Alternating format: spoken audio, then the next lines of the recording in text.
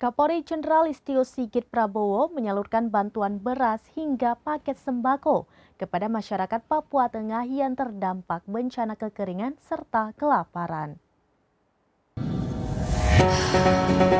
Kapolri Jenderal Listio Sigit Prabowo menyalurkan bantuan 264,7 ton beras hingga 1.500 paket sembako untuk diberikan kepada masyarakat Papua Tengah yang sedang terdampak bencana kekeringan serta kelaparan.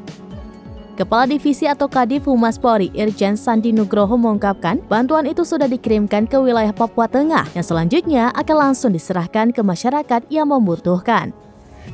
Tidak hanya itu, Sandi menyebut Kapolri Jenderal Listio Sigit Prabowo juga mengirimkan 1.500 paket sembako berisikan beras 5 kg, mie instan, susu kental manis, ikan sarden, dan kecap manis.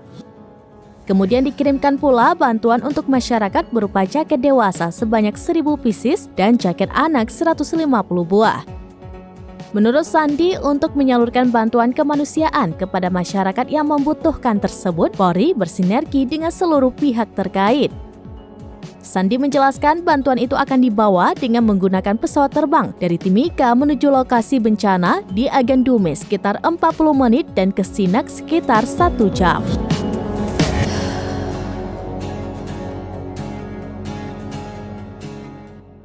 Demikian informasi terkini, Syedara Lun, saksikan terus beragam informasi lainnya. Jangan lupa like dan share seluruh akun seraminus.com.